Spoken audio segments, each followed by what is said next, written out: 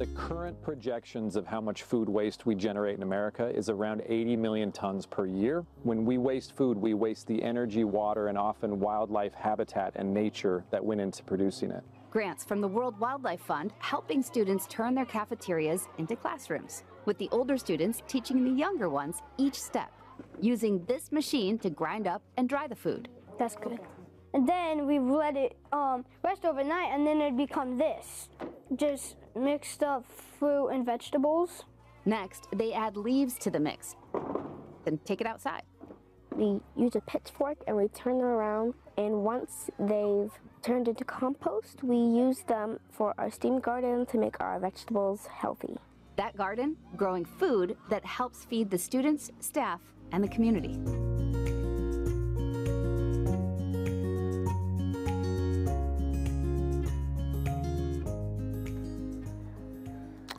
Okay, we're going to continue on here. Come and trickle on in. I see some people coming. I'll just kind of wait a second. You guys, this is our last session together. I feel like we should sign yearbooks. I know. I can't tell you how many people have come up to me being really complimentary of the sessions, the speakers, the breakouts. I've relayed that to Refed. I just want to, before we even close it out, just say, this has just been freaking awesome. So give it up for Refed, and what an amazing event. What an amazing event. We keep talking about how incredible you all are, and these solutions, and everyone in the room having a vision. I wasn't surprised when we put a dumpster up here and people were sprinting towards it. I'm like, this is just the vibe of the people here.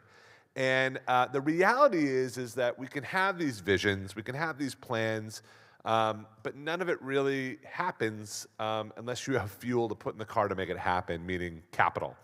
And so this next kind of final hour here is we're going to get to the bottom of capital and what you can do, and we're going to hear from some industry experts about money and how that kind of plays into all of our dreams of reducing food waste. And so with that, I will bring back up our president, Dana Gunders.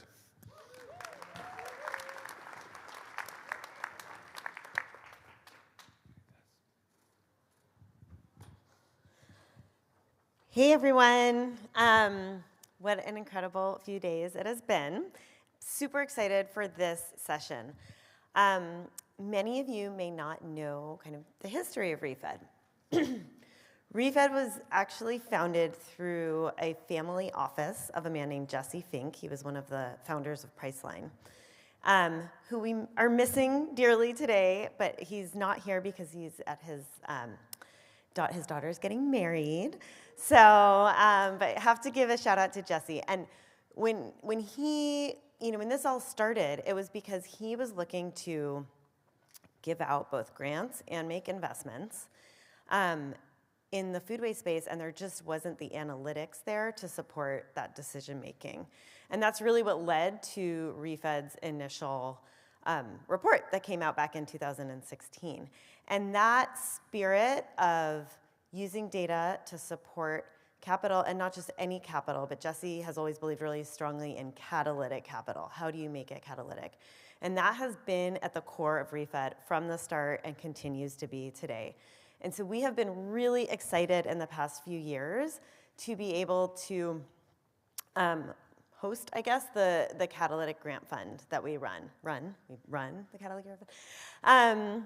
But it's such an honor because it's a way to use a lot of the expertise we built up on the topic, a lot of the relationships to bring capital into the space and re-grant it.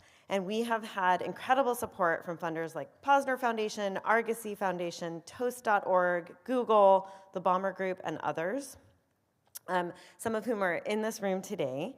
And we've really been focused on directing critical early stage capital to some of the most promising food waste innovators in the country.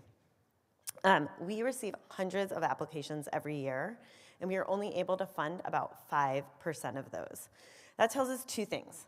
One, there's no shortage of groundbreaking innovations and ideas that are ready for support. And 2, catalytic capital is more essential now than ever. We've already seen incredible impact from the 16 grantees in our portfolio, and we're so proud right now to welcome a whole new cohort. So to share more about the grantees and the open call, I would like to invite our Director of Innovation Initiatives, Angel Veza, up to the stage. Angel? Thank you, Dana.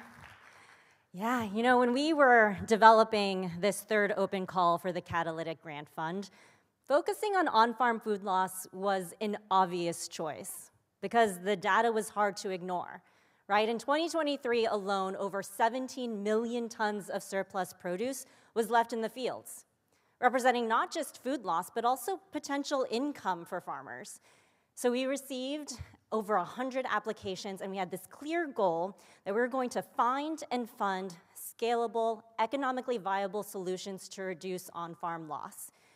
And those applications ranged, right, from upcycling solutions to predictive analytics to access to secondary markets. And I am so honored today to share with you the 5 grantees that were selected. Feeding New York State, which is working in collaboration with Matriarch Foods and other key partners to do a landscape assessment of over 3,000 farms in New York to really identify untapped surplus produce, convert it into shelf-stable food for food-insecure communities, and they're gonna make this assessment publicly available for others to really build upon this work. Yeah, give them a big round of applause. There's more. Fieldwork Robotics is deploying autonomous harvesting robots, first tackling raspberries, which is a very labor-intensive crop, and with our support, they are now expanding into the US market. Also, we're excited to support, yeah, go ahead, give them a big round of applause. Let's do it, let's do it. We're also happy to support Fresh Health, which is transforming underused high-rise broccoli stems into ready-to-eat products for K-12 schools, boosting revenue for farmers and also providing nutritious food for students. Let's give them another big round of applause. And Nutri8, which is, they're here today. Yeah. Hi, Timothy. They're building this awesome mobile, modular, rapid cooling freezing system for farmers and processors to preserve their surplus produce and byproducts to prevent spoilage and really access those secondary markets. Awesome. And of course, Rataza is building an intelligent cloud platform that will directly connect farmers with institutional buyers, streamlining the sale of surplus produce and expanding access to new regional markets. Let's give them all a big round of applause. So it's really wonderful to share this moment with all of you right now, but the work is far from done. We all know that reducing food waste is a powerful but often underutilized tool to cutting methane emissions. So that's why the next open call, which we are going to be launching later this year, is going to be focused on high-impact food waste solutions to cut methane from across the food system. And we can't do this alone. As Dana mentioned, the demand for catalytic capital is far greater than what's available. So here's what you can do. If you're a funder, partner with us. Help us grow this pool of catalytic capital and really grow our impact. If you're a solution provider, we want to hear about the work you're doing in this space right now. And if you're just someone who believes in the power of catalytic capital and what it can do to transform our food system, let's talk and see how we can collaborate.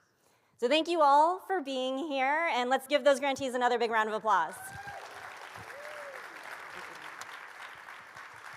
Thank you, Angel. And if you could see the robustness of the process that Angel has set up and run, it is just, she's done an incredible job. So just huge thanks to Angel for really standing this fund up.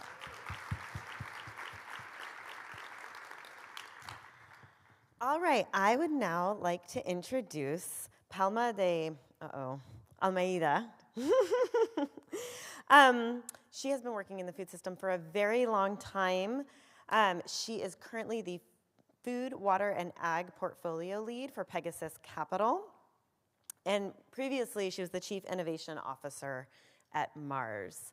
And she is going to lead us in a great conversation with Matt and Victor, who she will introduce now. Welcome up.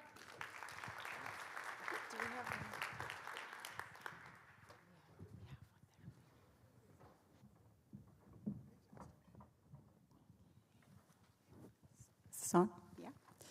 Thanks, Dana, for the introduction. And I'm joined here by two true frontiersmen and pioneers of bringing the future into reality. So thanks, Matt and Victor, for being here. I appreciate that. So just quick grounding for everybody to appreciate the legacy that both are leaving into the system or have left so far. Victor, founder of S2G Ventures, as many of you know, has been one of the very frontier funds to really think about sustainable development.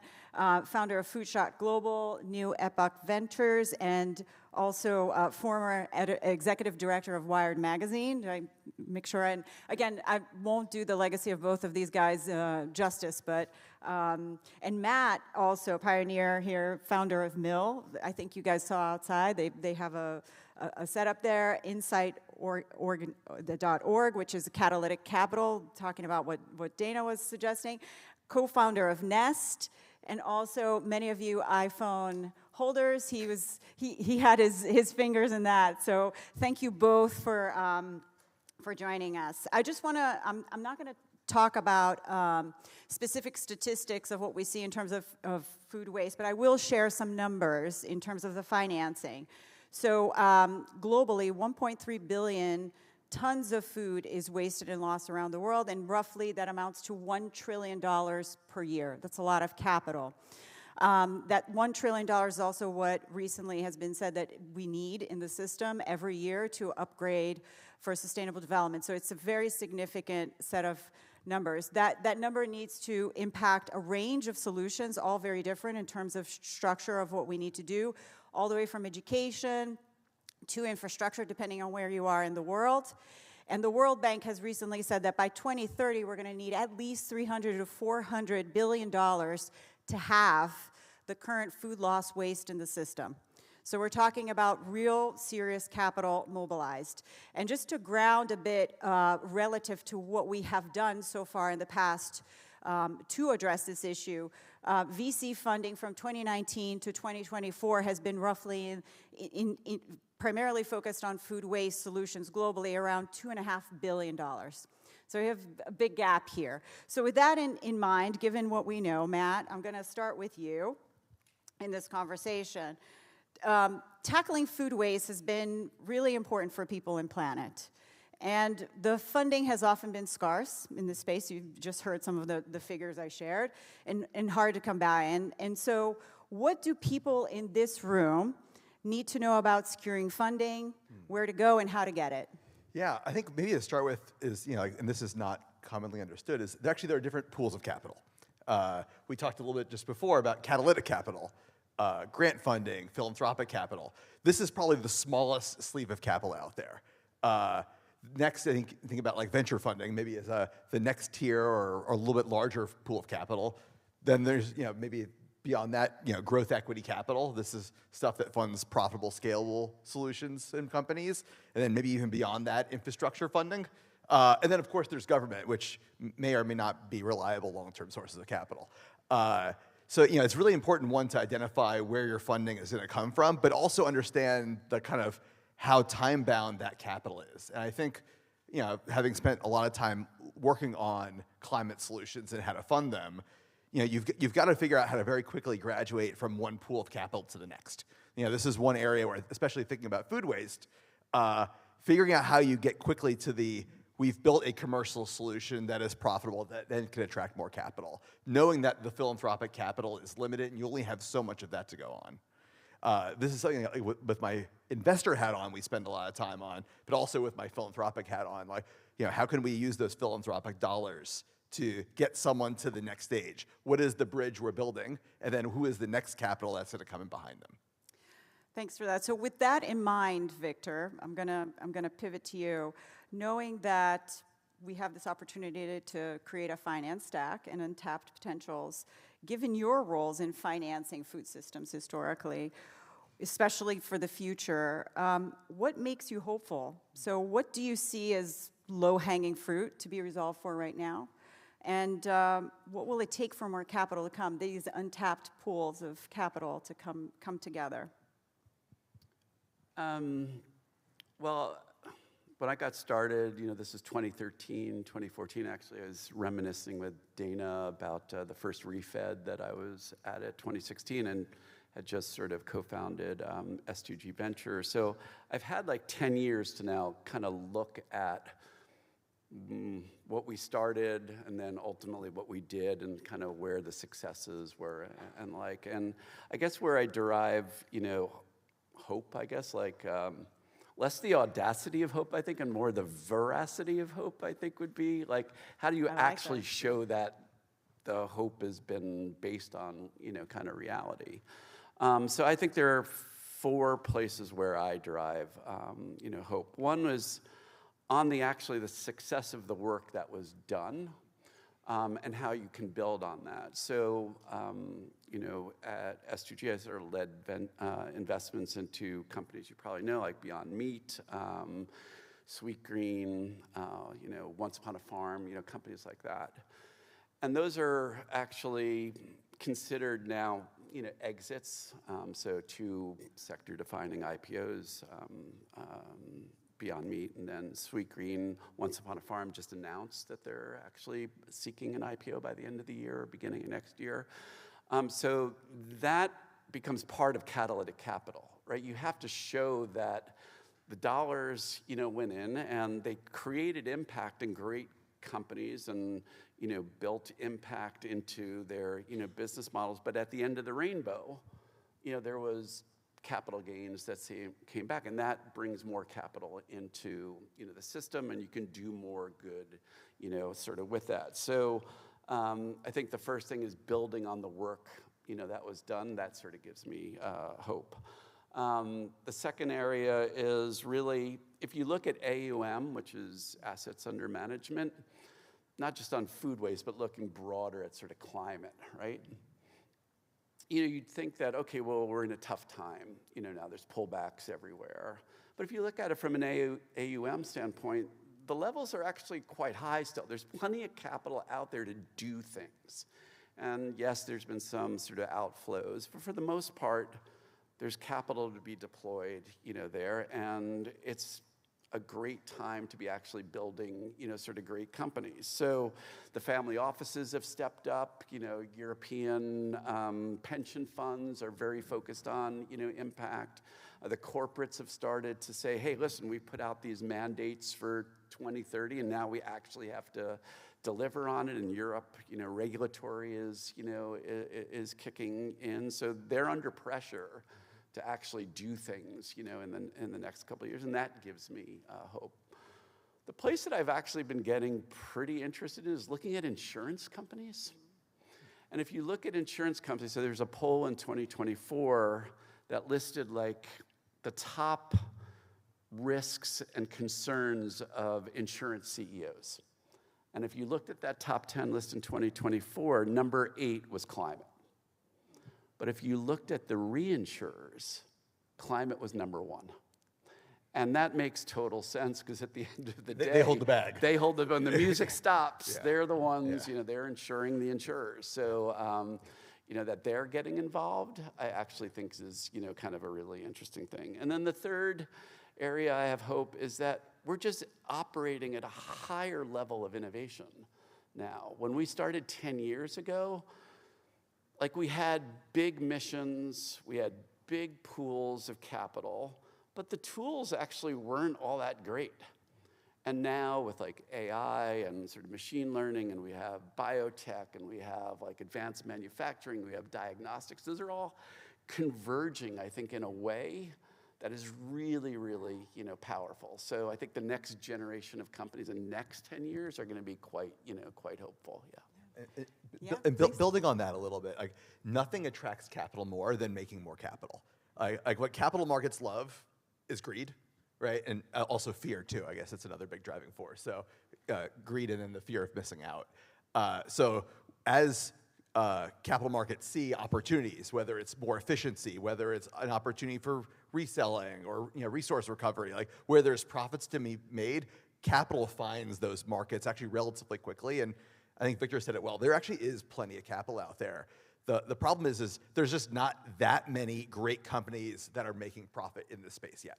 And I think if there's something I could leave you all with, like as you guys are thinking about accumulating more capital or raising money, it's really about figuring out how you get your business to a place where the cycle becomes virtuous. Like as you scale, you lose more money, you will not be able to raise money. Like capital markets, especially in times of uncertainty, do not put money into companies that are losing money. Yes, like there is catalytic programs out there, but that's the smallest capital pool out there. Like, and as you scale, like that money is just not going to get you there. Yeah, just I looked at 3 of the investments that I was involved in that were specifically on food waste. So that was Appeal Science, which I'm sure many of you know, a biofilm company doing fruits and vegetables and extending shelf life. They use agricultural waste as the feedstock. They do both kind of organic as well as synthetic. Mori, which is another company in that sort of category. Again, a biofilm company. They're using waste from the silk industry, so they extract a protein from silk waste, and then they create their sort of biofilms. And then the third is Hazel Technologies. I'm not sure if people know of that company, but they, do kind of ethylene sort of inhibition and, slow down sort of decay. Those companies took 10 years to figure out really where their sweet spot is, and they're very different companies. On the surface, they look like, they're shelf life extension companies. But if you look at them more deeply, they're very different companies. Like Mori understood that their model was really around, B2B, addressing processors and growers, retailers, and all, their real value proposition is that they can, with leafy greens, they can fit 22 pounds of leafy greens in an 18-pound tote. And then if you look at the sort of the carbon footprint, of that, that's a 20%, improvement. And there's value in that. And it took them, a while to find that, but now they're on that sort of roll. Appeal Science is very different. Like they have the same technology kind of, but what they're doing is they're making a big bet on the consumer. That the consumer is going to say, I'm going to buy that avocado because it's got appeal, as a coating on it. It's a big roll of the dice, and we'll see if they're successful, in doing that. So finding the model and who your customer really is and where the value you're creating, that's ultimately, I think, what gets you to the profitability that I think, Matt, you're talking about. So I think both of you bring up really important points. One is that we have science, technology, and data right now that's not being put to use to scale in the system.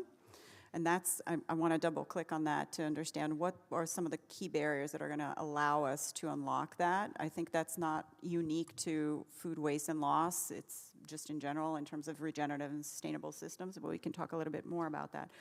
But also both of you brought up the point that not all capital is created equal, and that there's what we say in investment, it's a finance stack that needs to be assembled, right, and ordered. And right now, the ecosystem is not necessarily assembling as fast as we can. There's a lot of people trying to do a lot of work, resolving for very specific problems, and we think we're all speaking the same language at a macro level, theoretically, but we're not necessarily at the tactical level.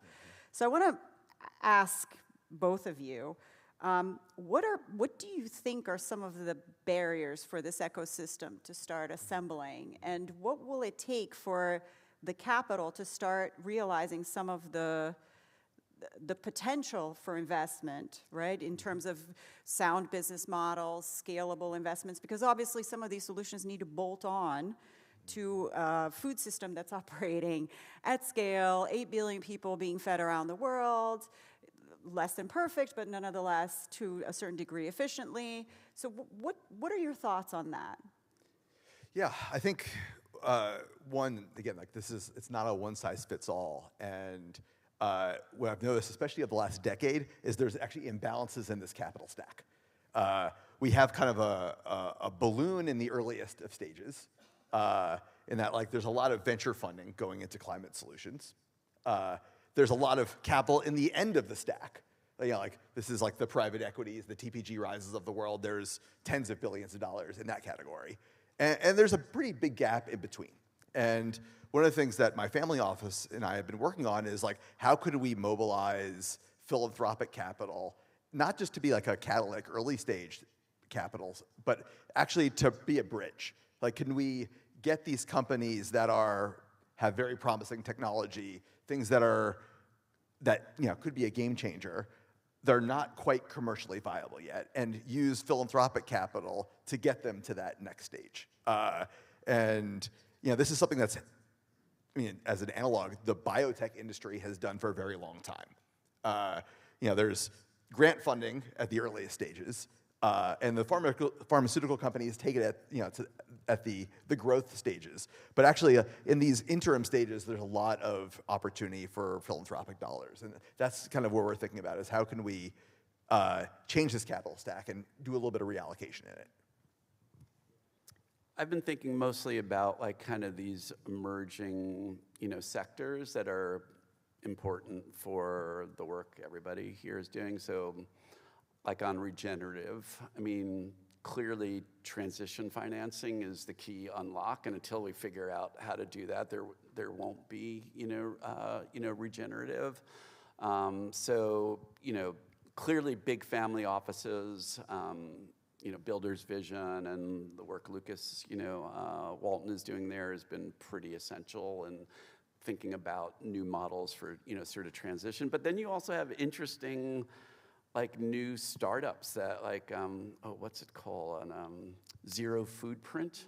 That's an interesting, like it's kind of like a red, like Bono's sort of red label for, kind of transition finance. So, you have these ecosystem players and you have brands, and if you put that brand, you put that label on your product, 1% of the sales or something like that goes into a pool of capital for transition finance. That's, we'll see if that really works, but it's an interesting, idea. It gets the consumer, involved, it gets the ecosystem players. So like figuring out that transition financing piece of it.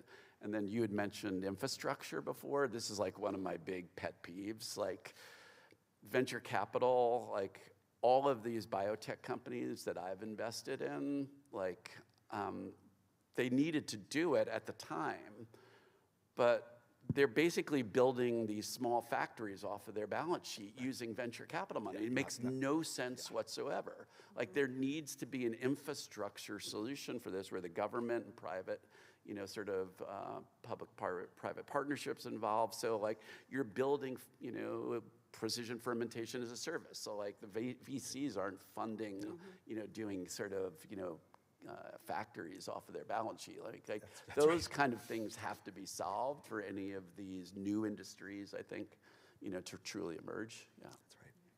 That's a good point. And you both sort of alluded to this in your answers. You talk about this transition capital. Given the current geopolitical issues around the world and some of the retrenching from some of the conversations of transition for sustainable systems, et cetera,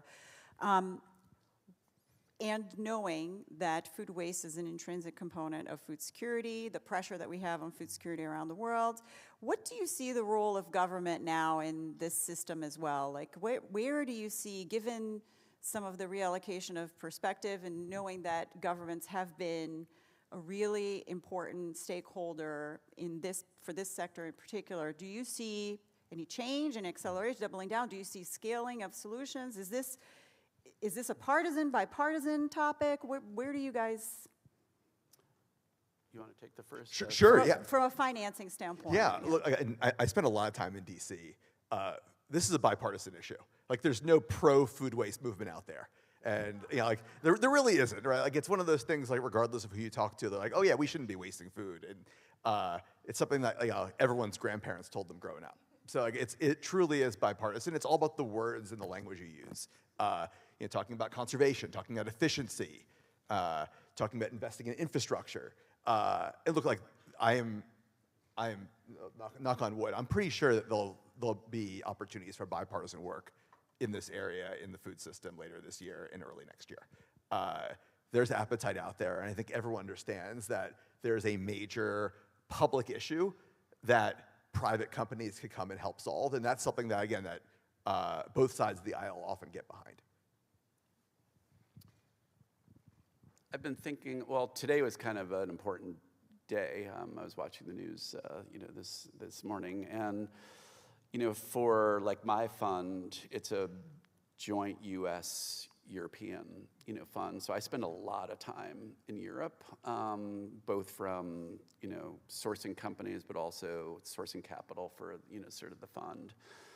And the concern areas, you know, sort of beyond my sort of veracity of hope, you know, general feelings, is that Europe's in a tough, you know, sort of position. Like, they all basically today made commitments to their GDP on, you know, on security and military, you know, sort of build up. And I'd like to believe that there's enough money in that system to do both climate and, you know, sort of geopolitical security, but I don't think that that's necessarily true. I mean, I hope that's true, but if there's one concern area from a geopolitical, you know, standpoint, I think that's where I would see it. Yeah, that's a good point, because committing 5% of your GDP to expend on defense is significant. Yet, I think from my standpoint, what brings me hope is that we're hearing most governments talk about food security as a matter of national security, as a stabilizer. It's one of the foundations. And we know that food waste is a critical component of that. So perhaps that's a glimmer of hope in terms of making sure. Yeah, I mean, the science actually should lead them, to that. So there's a Harvard study that basically shows, when you get carbon to a certain, level, especially if you're like above 480 or, kind of getting close to 500, that actually the nutrient density of stable crops basically goes down significantly, and you can quantify all of the impacts on the global community, from that. So those security concerns that I think of it less as food security, and I really start thinking of things as nutritional security, because it's a very different thing. Usually food security is about combating hunger, but I think nutritional security, which is coming, is going to be more about human productivity and security and all of those things. So yeah, that was a really important study that also talked about the productivity of the plants. It's not just the nutrient density, but it going down. So that's significant. I think just if you had a magic wand in terms of next steps of where you wanted to go, like where would you say are the biggest opportunities from an investment standpoint, Matt? What are you thinking about? And then Victor, I'll look to you as well, yeah, from this sector in particular. I mean, top of mind for me, and magic wand or not, is that, we've invested billions of dollars of capital the last several years, and I think it's making sure that we don't waste it. And I feel like not just pun intended, but to get those companies, those solutions to places where they are profitable and can scale. There are so many great solutions out there, and I'm really optimistic because I feel like we've planted a lot of the seeds, and now it's really time to have those seeds grow, and that's the opportunity we have ahead of us. And look, the climate movement, I feel like has been through this before, and Victor mentioned it. Using the wrong tool for the wrong job, like using VC money for infrastructure, wrong tool for the wrong job. So I feel like bringing the right tool for the right job for this stage of where we're at as an industry right now is what's really top of mind. I mean, I think all of us have a role, to play in this, and, I have to believe that I'm a big believer in what I call the conscious consumer market. And my new fund, New Epoch Capital, that's the general thesis, is that conscious consumer is going to put demands on the system. Those consumer drivers are pretty clear, to me. There's greater efficacy. How is it better for me? And backing that up in data and science, more personalization, so that it can address my, sort of needs. Resiliency in the supply chains so that, it's resistant to shock, whether that shock is geopolitical or political or social or environmental or biological. We've all lived through that over the last 4 years. So transparency and traceability, frictionless commerce, democratized pricing and access, those are all things that are going to drive the demand side. And then it's up to investors and entrepreneurs to come to create the supply that's going to meet that demand. So I'm looking for market solutions, for these, these issues. And my hope is that we as consumers are out there changing the system with our dollars. And if we can do that, then, I think we can get to the promised land. Mm-hmm. Yeah. And all of those solutions that you talked about have relationships with food waste, right? Mitigation, considerations for it, and how we structure that. What should this audience, especially those that are working on those solutions that have been on the front lines for so long, should really be prioritizing and focused on in terms of how they engage with the finance and the investor community? What would you say? Yeah, I think this is actually pretty straightforward. If your product and solution is better, cheaper, more efficient, you will attract capital and you'll grow. If it's just the moral imperative, that is not going to get you there. Investors do not put their money behind moral imperatives. It has to be better, faster, cheaper, more efficient. And this is something that, time and time again I've seen throughout my career, with my philanthropic hat on, yes, we'll write you that grant, but that grant's not going to get you to the promised land. I build on that just in saying that it really depends on what you're building. So if you're building something that has high impact, but it's really a local or sort of regional, kind of platform or idea, you may not need venture capital. You can basically just raise some friends and family, money. You can get to a business model pretty quickly that, sort of works. But if you have a aspiration to do something that has impact at the national or at the sort of global level, you are in the world of venture capital and in the world that Matt and I and you, sort of, inhabit. So you have to figure out what are you really looking to build, and then find the right method of capital to get you to where you need to go next. And so I would look at it first from a standpoint of who you are, what your aspiration is, what you're looking to do, where the impact is, and then decide where you need capital, if you need it at all.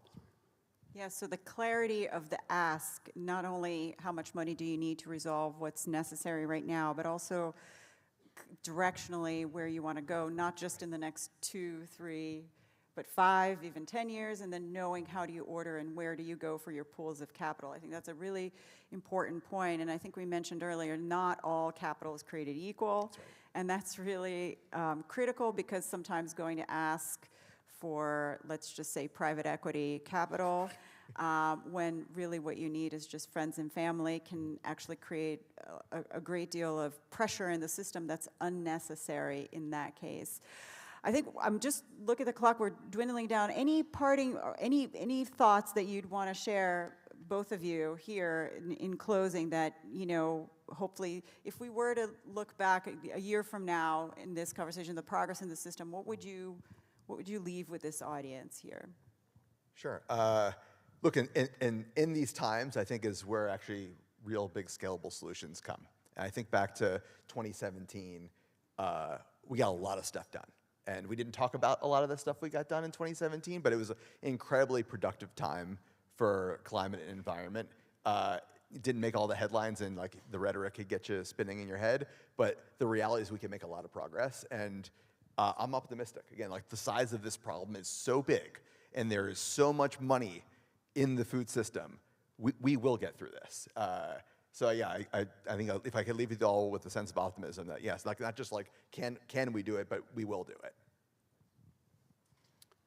I mean, I think we're entering into an era of abundance. It's coming just in time because, you know, all of the other forces are definitely headwinds, you know, and so I've always spent my sort of joy and sort of excitement in the company of scientists and technologists, and, you know, I think, you know, stay close to that, think big, or think small if the small is the right way, and then just like, we're a community that can create change, and everybody here is connected to people who can help, you know, in that, and so don't be scared about like walking up to anybody with, you know, kind of, here's what I'm doing, I need help, and who can you connect me with? I mean, I would be quite brash about it. Like, this is no time to be shy about, you know, anything. So, magic wand, you know, or not, as you would say, go for it. Yeah. Great, thank you both. We're out of time now, I appreciate it, and amen to all of that. Indeed. Thank you all.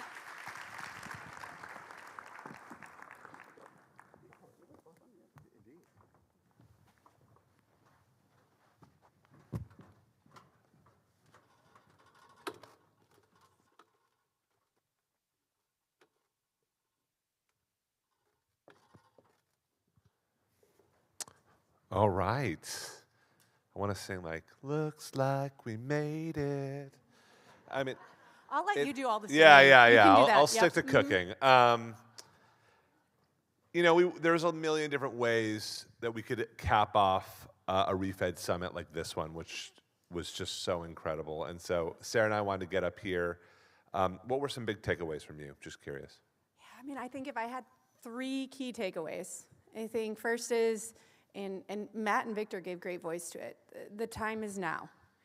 It is not a time for us to rest on our laurels. There's a massive amount of opportunity in front of us. And so I would say that we're not slowing down. We're moving forward, right? Carry this momentum into the future. Second is this is a bipartisan issue. Did everybody hear Kathleen Merrigan yesterday? She was incredible. I felt like, again, this is bipartisan, or as we like to call it, nonpartisan. So when we think about policy that's going to help all of us do our jobs a little bit better, this is a huge opportunity for us now. So don't lean back. Start talking to folks at the state, the federal level. Join Zero Food Waste Coalition and others who are really making headway on policy. And then I would say last, collaboration is key. I mean, I think that's something that's so special at the ReFed Summit and within our space, is that the partnerships that you hear, you're in the hallway and you're saying, I'm going to call you next week and we're going to talk about that. I know. That is where the unlock is. It's connecting this crazy chaotic food system into lots of solutions that are all mapping together, and that's where there's like huge potential. Yeah, I mean, if there was one word that I was going to take away, it was just partner. Yep. Partner. Mm-hmm. Yep. We'd love to hear from you guys. Whoever's brave, we've got a couple of microphones out there. What was your big takeaway? And we'd also, you know, part of what makes ReFed different is, again, and I said this at the very beginning, information is awesome. We can look at all the stats. We can look at the trend lines. Transformation is what it's about. Transformation comes with action. And, you know, what is, even if it's just one thing, are you going to go have a conversation with someone? Are you going to set a coffee next week? Are you going to send an email out? What is one action that you're going to take to tackle food waste after ReFed? And so, if anyone's and I'm going to unsure- say, Joel, Yeah. sometimes it's intimidating for people to do this. Yes. So let's give them 30 seconds. Think of something, and then we're going to have a few people walk around. If you're brave enough to share, what's your Yes. next step? What's your next action? Yes. Just would love to hear a few from the audience. So, Just raise your awkward hand. silence, go ahead. Feel free. I can sing again if you guys want. What are you going to cook this afternoon? Don't get me started. Right here. Yes.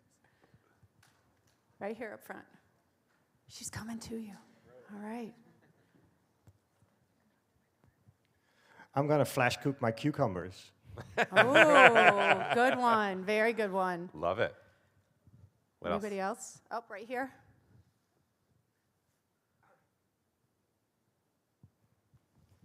Hey everyone. Well, we talked about partnership. I think part of it, I want to integrate so many things. There are like IoTs, technologies, AI, machine learning, bunch of engineers, businessmen, and people from policy and other different backgrounds. They all can come together and they can make an impact. Awesome. Love Great. that. Good challenge. Anyone else? This is a good time to share what you're working on, too. You have all of our ears. Yep.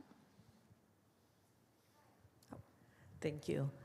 I'm really excited about the use of data in compiling information because it feels around this food waste prevention area, because it seems to me that we can use that information to go from data-rich to knowledge-rich about what are the best actions and how to use that information in furthering our goals in food waste prevention. So I'm excited about that. I'm so glad you're excited. I know that there's many people on our team who are excited. We always talk about how do we move from data to actionable insights. That's what we always want to do.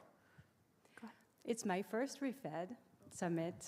When I think about food waste, I'm sometimes discouraged, sometimes overwhelmed. I think I have 1,000 different problems to tackle.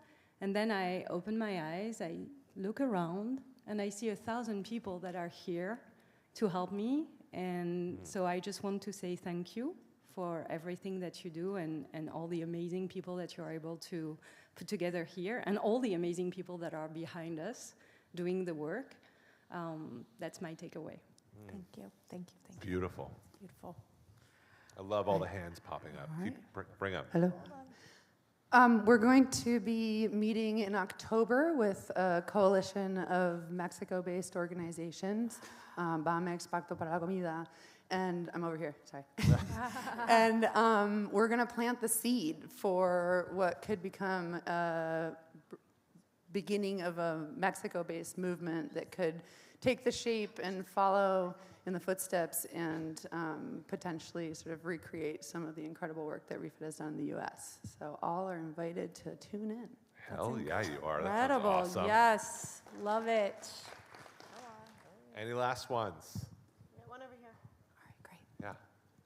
Let's do this last one here. Yeah, hey. I'm thinking about something that I haven't heard a lot of discussion here, which is that in food recovery and food distribution, we're completely dependent on food waste to feed people who can't necessarily afford to feed themselves or have access to food.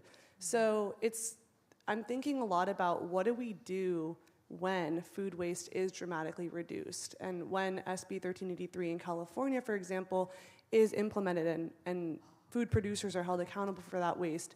How do we continue to feed families by any means when we've created a system completely dependent on this food? So that's what I'm thinking a lot about, yeah. I love that thought. I will tell you that you are not alone in thinking about that problem. I've heard many people talk about it. So I hope that you find a connection and a thought partner in that.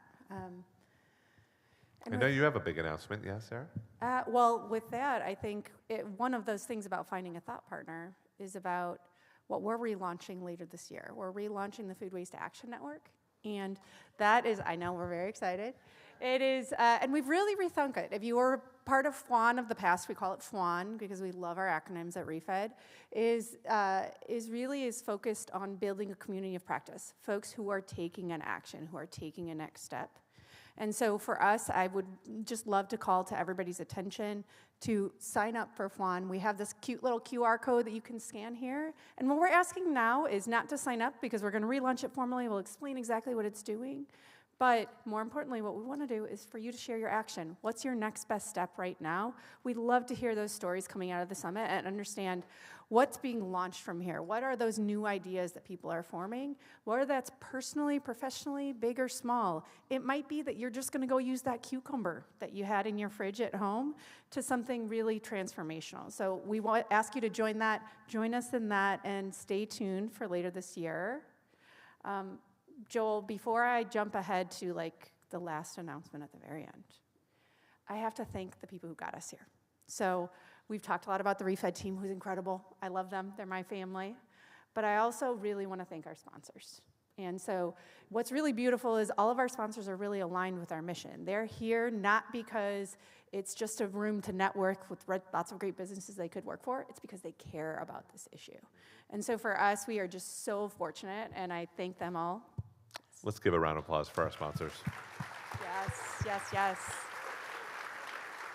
And along with that, some amazing exhibitors who were out here this week. I hope that you all were able to go and touch base, say hello, share a story, pick up some swag, I'm sure, that was out there. I saw a carrot earlier. I was very surprised. I saw a full-grown carrot, all right, dancing around. I didn't see the full-grown carrot. There was someone dressed up as a carrot. It was amazing. It made me very happy. Okay. It did brighten my day. I'm going to go track down the carrot, yep. Yes. And then I think last, Joel, how can we ever, one thing we've never done at Summit is talk about next year's Summit. Because we're all so energized. We're ready to take a nap.